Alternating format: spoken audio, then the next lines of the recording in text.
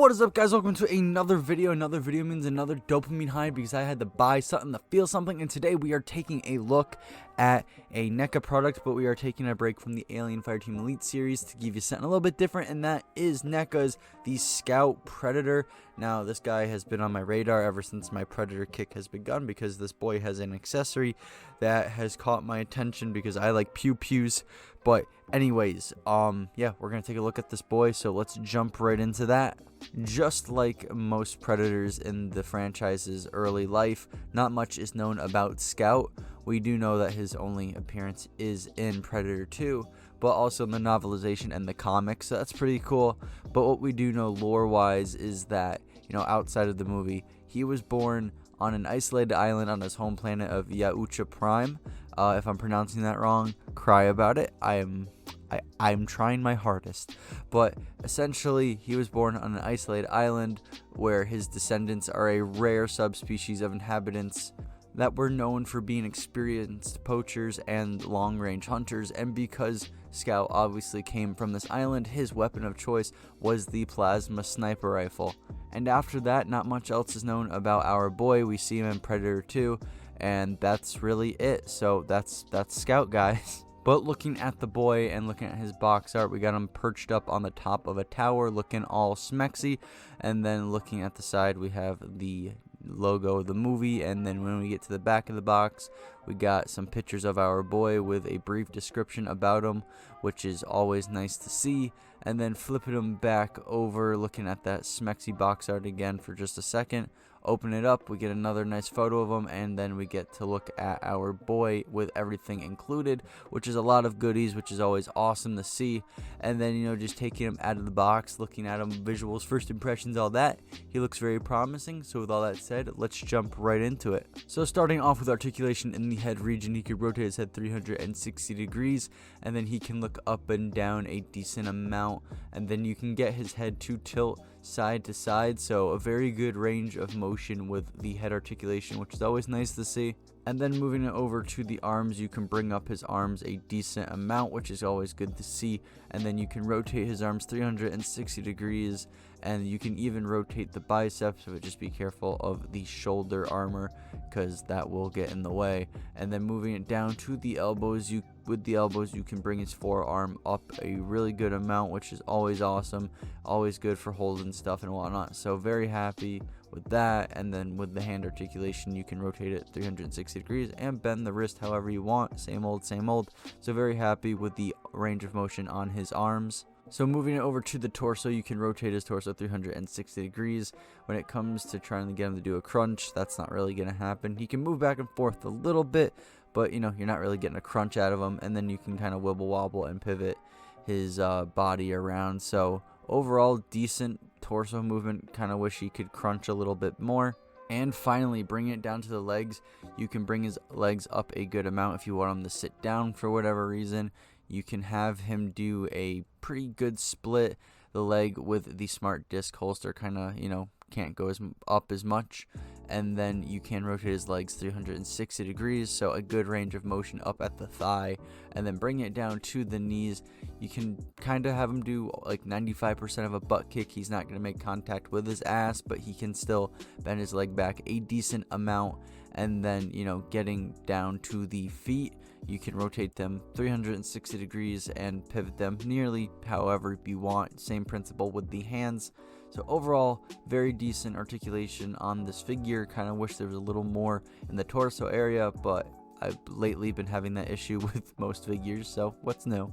So going over assembly, and I use this word loosely yet again, there's this little round piece that does go on his back, and that's pretty much going to stay there forever on the figure. My one gripe with this piece is how loose it is. Like, it falls out very easily, and it's very frustrating because as recording this video, it fell out a lot. So yeah, it's a big pain in the ass. And one solution I came up with is putting some tacky stuff in there, and it just fits on. It doesn't come off. It doesn't feel loose, and you can always take it off if you want to. So there's that option for you. And though not really assembly, but relating back to the last video, that little piece of armor that can come off on the gauntlet is already on, and you can swap it out for the rising piece. So I figured I'd throw that in there in this assembly, portion of the video, and obviously it's just a peg and a peg hole, so there's that. And moving over to swappable parts, and that is starting off with the head. Obviously you take off the masked head and you can put on this unmasked head, and you can get a good look at his mug.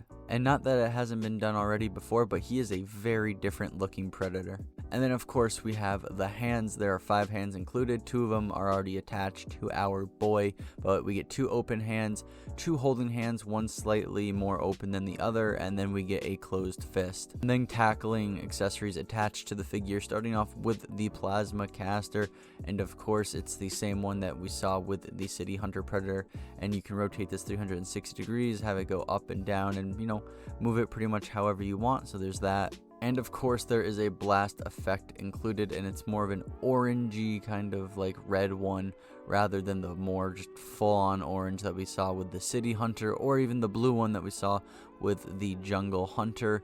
So there's that little neat piece included. Very happy that they still gave us this. And then we have the detonator gauntlet, and of course this thing looks awesome. There's the little characters on the screen, just all the little details NECA got down on this are phenomenal, and it's just crazy how much detail they were able to get. It's just something that I will always praise NECA for. And one thing I urge you, whether it's with this figure or any other Predator figure, please be careful with the pin on the cover of the gauntlet, because mine fell out and now it just does not want to stay on, so I had to tacky it back on. So please be very careful. It's unfortunate that this happened, and I just, hope it doesn't happen to you. And then moving things over to the other gauntlet, of course, the only functionality this gauntlet holds are for the wrist blades going in and out of the gauntlet. But everything looks good. All the little small details, nooks and crannies that NECA got on here are phenomenal as always. And I really appreciate the blood stain on the gauntlets. Really shows how brutal the Predator can be, because I don't even think there's a blood stain on the wrist blades for the jungle or the city hunter. So I think it's cool that we at least have it on our boy, the Scout. And bringing it to handheld accessories now, we have the staff. Now this is the staff collapsed, obviously, and I think NECA just did a pretty good job with the paint job, got the colors across, got the sculpting down, all the tiny little details, and I think they just did a good job with this overall. Obviously you can put this on the back of the Predator because he has the little clip there, and then of course you can have him hold it in his hands if you so please. And then here we have the spear extended, and obviously it has the same sculpt and paint job on the handle, and of course the staff itself, same consistent paint style as it did when it was collapsed. But here it is, it's all nice and extended for your eyes to see. And please be careful, because I accidentally broke off the tip of the spear trying to get it in his hands. So don't be a dumbass like me and roughhouse with it a little too hard. God, a lot of things are breaking with this figure today. And then we are also given a smart disc. Look at it in its round glory, and I like all the little details NECA got, and they, the paint job's good. They kind of black washed it to make it look worn and used and let all the other tiny details pop out, so that's really nice. So overall, good execution of the smart disc. And then here we have the smart disc extended, and I really like the little details they got on the front of it with all the little wiring and the pipes. I think that's very cool. But yeah, no, so we do get a collapsed version, and we also get an extended version, which I think is really neat. We didn't see this with City Hunter. Not a complaint, just an observation. Just thought it was cool that they included this. Getting into the accessory I'm most excited to show you guys, and that is the plasma sniper rifle. Now this thing is big, it looks mean. The design is very cool. My only gripe with it is kind of the paint job, because like the front half or the front of it is like this metallic silver, and then it just goes to flat gray.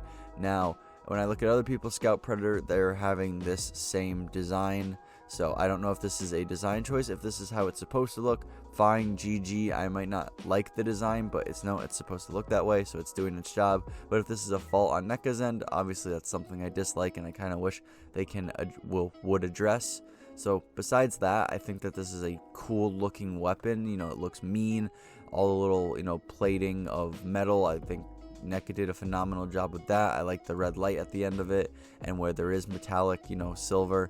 And it just overall very mean and cool looking design for a sniper rifle. And this sniper rifle does have some functionality. You can collapse and extend the barrel, and there is a bipod that you can, pull out and put back. So I think that's a very cool thing that NECA included. And then we are given a collapsed version of the entire sniper rifle. Now it's completely metallic silver, so like I said, I don't know what the flat gray was on about, but like, you know, we have this thing that's completely metallic silver. But overall, I think NECA did a really good job with this as well, with all the, you know, little details and shit. It's just insane how much detail they put into the things, even if it's a tiny little accessory. So that's very cool, and I think it's cool that they included this. And before we head off to thoughts and discussions, let's do some size comparisons just to see how big this unit is. Starting off, we have Aliens Xenomorph from the Ultimate set, which I have a review up on the channel if you want to go check that shit out. Then we have Jazzwares The Spartan Collection June from my Wave 4 review, if you want to go check that shit out as well. Then we have Jazzwares World of Halo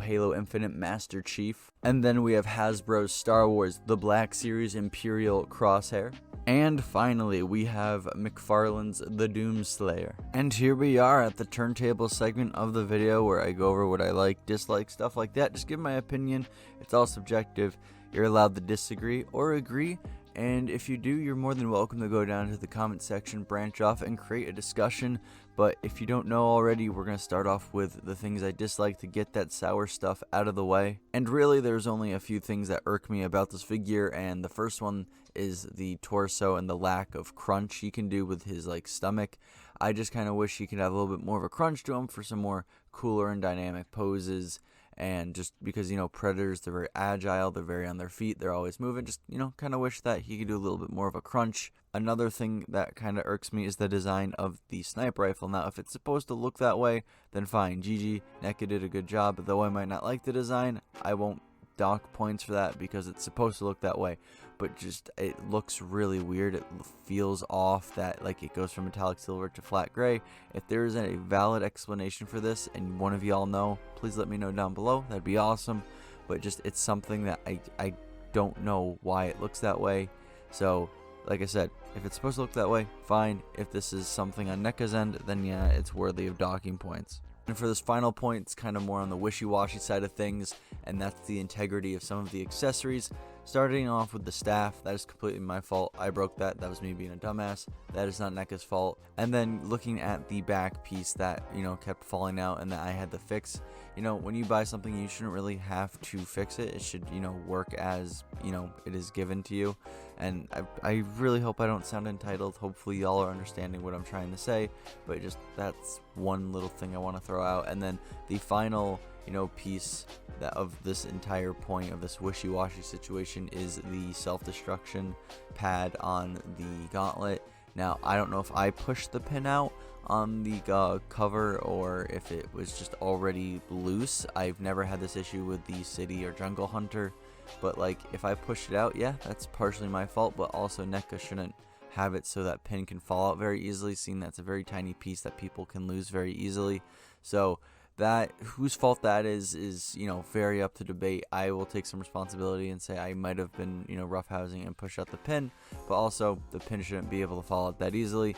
And that is my final point on things that irk me about this figure. Very last point is very wishy-washy, and I apologize for that. And now we can get into the things I do like about this figure, and obviously this is a NECA figure, so what am I going to say? I really like how this figure looks. I think they really nailed the painting and the sculpting really well. His armor looks worn, it looks like it's been through a lot. It's very, very good paint job around most of his body. The netting is just insane. Someone had to paint the netting, and there's no smudges. It looks really good. It's just all the little things that they got down, all the little colors, just is phenomenal. I just really appreciate the amount of effort NECA goes into for painting these figures and the sculpt as well. All the little details, going back to how the armor looks worn, you can see all kind of like the wear and tear just sculpted in, and it just looks phenomenal. And then the sculpting on the armor, all the little, you know, platings, and just everything that I've kind of talked about throughout the video, just all the little details on the accessories, all the little nooks and crannies that they got is just awesome. So this is a very good looking figure when it comes to the paint and sculpting. And besides being limited to not being able to do a crunch, I think his overall articulation is really good. He can, you know, a lot of range of motion in the head, the arms, the legs, and there is torso articulation, don't get me wrong. It's just I kind of wish you could do a little bit more of a crunch, but you know, I'm gonna stop complaining there and just say, like, overall very good range of motion on this figure, so it is a very good feeling figure as well. And the last thing I can give this figure praise for is the amount of accessories and goodies this guy comes with. He comes with a bunch of weapons, swappable hands, swappable head. Like, it's crazy how much these guys come with. It is definitely worth the $40 price mark, unlike the alien figures. But no, it's crazy, and I speak for all Predator figures when I say this. It's just the amount of goodies that NECA throws in on top of a good looking and feeling figure is just awesome. So yeah, no, definitely another plus about this figure and most Predator figures. So despite a few, irks here and there and a wishy-washy situation, I do think that this is overall a good looking and feeling figure that does come with a lot of accessories. So that's a very, very awesome thing to hear and see in a figure. Most figures these days don't even come with the amount of accessories that this guy comes with, so that's very awesome to see. And with all that said, did you like this figure? If you have him already, and if you don't like him, what do you not like about it? Create a discussion down below. Let's talk about it. I like talking about this stuff. I will most likely respond to your comments down below. And with all that said, let's move on to the outro. So if you did enjoy this video, a like and a subscription would be awesome. A comment would also be very nice if you like to have discussion, but if you don't, I get it. Commenting's a lot of effort. I'm a lazy bastard myself. And don't worry about the bell, we both know that shit is broken. And if you did like this video and you want to see more like it, I do more reviews up on the channel. I review Alien stuff, I have some other Predator reviews up, I do Halo stuff, I do Star Wars stuff, so go check that all out if you did like this video and want to see more like it. And with all that said, I hope you have a really good day, stay hydrated, because if you don't, I'll fucking kill you.